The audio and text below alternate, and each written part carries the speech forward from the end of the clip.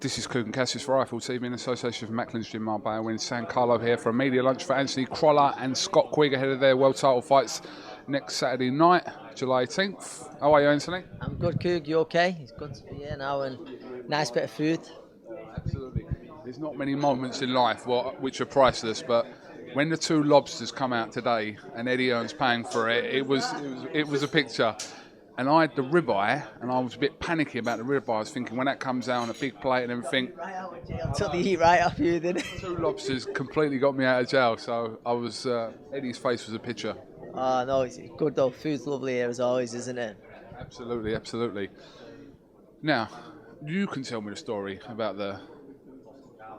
which is turned into the famous Alex Fergerson phone call to you. You're probably bored of talking about it, rather. Just explain to me what happened. I want to get some steak. What it was, the week after the incident happened, I got home from hospital, and that same day, I got a phone call and a bloke, Scottish accent on the phone, saying he was Sir Alex Fergerson. So obviously I thought it was a wind up. I was dead drowsy at the time because my medication was high and all that, and obviously it worked out. I forgot what it was. That was something made me realise it was him, and that sort of spun me up, pinged me away. But yeah, it was brilliant to obviously speak to him. I'm a big Red Heart Coog, so it's there's not many more people who would wish to get a phone call off. What did he say to you? I think people want to know. We was talking. He just obviously with what happened and stuff. He was saying how it was a good thing had done, and then we just got talking about the Reds and stuff. At the time, we was going through a bit of a bad patch. So, but he was just saying it was frustrating watching. But he was right. He was saying how things would get better. We were suffering from injuries a lot at the time. So it was. We was just talking about that briefly. But I was just thinking. I remember coming off the phone thinking, did I say that? What did I say? And all that, as if he's going to be bothered. But I was thinking, I hope I sounded all right to him. But no, it was good. It was great to talk football with him. Listen, anything like that, it's going to be a newsworthy story, especially leading into your world title fight. So, just lap it up, and yeah, I'll get some stick from the lads and that for it because it's come back out. But yeah, I suppose so. But listen, it was a bit back now, wasn't it? But it's going to do the rounds again, I think. Don't worry about it. 11 days away from your huge fight with Darlis Perez. Obviously, the last time we spoke to you was when the fight was announced at the press conference. So, how's this last sort of 6 to 8 weeks been? Honestly, mate, it's gone brilliant. It's very rare you hear a fighter say anything else, but I'm in a fantastic place, KUGAN, and work's almost done now. It's almost wrapped up. I mean, we're not going to cut off too early because I think you want to keep the muscles switched on, but maybe 1, possibly 2 more spars, and not really big ones, and then work's done. We've got probably the last sprint session tomorrow or Thursday. So, like I say, we're almost there now. All the hard work, more or less, has been done, and it's gone really, really well. And without doubt, I'm in the best shape of my career, best shape of my life.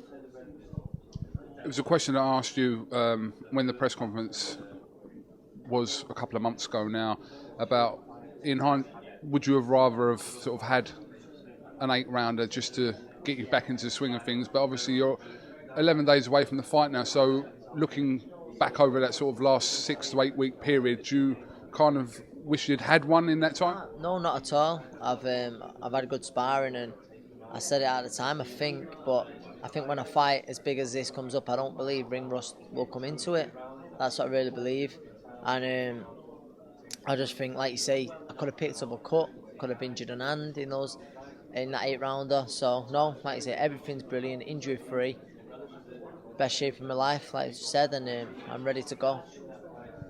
Obviously, at the time of the Abril, and obviously the incident happened with you, it was all difficult to see that silver lining that Eddie Earn was kept going on about, and I'm sure many people said to you about things happen for a reason, but we've sort of led into this, where your fight's next week now, and everything's led into this moment. It's making sense.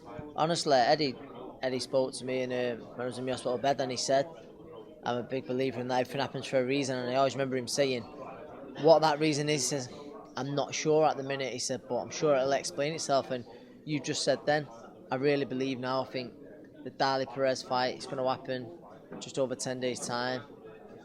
Everything, all the build-up and everything that's come through it, I think me and Dali Perez styles gel to make a fantastic fight. And I just believe, like you say, some things are meant to be, and I believe July the 18th I'm meant to become world champion, and that's what I really believe I'm going to do. Before the Royal Britannia show recently at the O2, obviously we were in a position where 3 of our fighters were, in line for belts in the lightweight division, rather. Kevin Mitchell, fell short against Linares. Terry Flanagan fights this week against Jose Cepeda. So, there is still something to salvage for British boxing if you two can both pick up belts. Yeah, definitely. We've both got tough fights, and it's a mad one with me and Terry. We both went to the same school. Both went to the same school, just a few years apart. So it'd be a great story for us both to do it. For, like you say, some people going about Manchester, you'll be the first world champion since Ricky Hatton, and listen, it'll be an unbelievable achievement, but I'd happily be the second one because I am rooting for Terry big time on Saturday, and I've knew Terry since we was kids, but also his trainer Steve Malett. That's a great little story how they started out. They boxed for the same amateur club. They started off together, and they've come a long way. So I'm really hoping he does it Saturday, and I say hopefully I can do the same the week after. But it's a random one. I don't know if you saw me tweet the other day. I went into yoga, Bikram yoga on Sunday, and when I put my mat next to some lad and I'm thinking he's there and he was in like decent shape, but you think he's got the build of a boxer, him, and then you're thinking I know his face, and then anyway the instructor, the old teacher's shouting Jose, and then I thought, but the hell, it only works out it's Cepeda. It works out it's Cepeda who's Terry's opponent. So it's like it's a random one. I'm thinking I'm in a yoga room here in Manchester. Me and this lad don't know each other, but we're both fighting for world titles a week apart.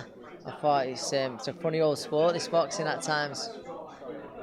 It's very interesting, but like I said, if Terry can, like I said, pick up that belt this weekend, and like I said, we're thinking a little bit ahead here, but it could set up a potential unification between the pair of you. Listen, you never know. Obviously, it's a huge fight for Manchester.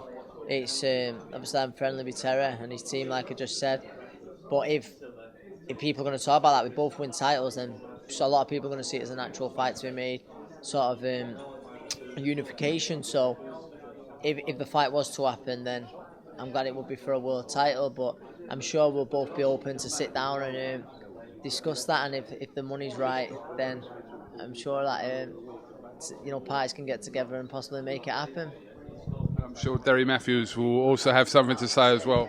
I was just about to say though, I don't know what the what the ruling's going to be like with mandatory challenges, because I think Derry is going to become mandatory now. So they might say, me and Derry, I've got to beat Dali Perez first of all. I'll never look past Dali Perez, but come through that, they might say me and Derry have got to fight by a certain date. And if that's the case, then that's fine by me. We both want that third fight. British boxing want to see a third fight, and again, it being for a world title, we'll both get the payday we deserve, I think, and it's one of them. Hopefully that can happen. That can happen later this year. Like I said, both of us really want it. Few fights for that to happen. Like I said, down the line, these are all possibilities. So let's hope, like I said, Terry can do it, and you next weekend. And like I said, it'll be exciting times for the lightweight division here in Britain. Yeah, it is. It's a great division. Like you say, Kev come so close to doing it last time, but it's a great division. Then you've got a great fight coming up as well in Hull with Luke Campbell, Tommy Coyle. So it's a fantastic division. Obviously, there's so many. So I was going to say, my gym mate and friend Scotty Cadley's just won a British title. There's so many great fights to be made in a lightweight division. I'm just lucky to be a part of it and win this world title. Then I'm sure two of us will meet. All right, Anthony, I'm sure I'll catch up with you in fight week next week, and see. I don't think a lot's going to change between now and then, but I'm sure we'll have other things to talk about then anyway. So thanks for talking to IFL TV. Good speaking to you as always, mate. Thank you. No problem. KUGAN, CASSIUS, Anthony Crolla here for IFL TV. Thank you very much.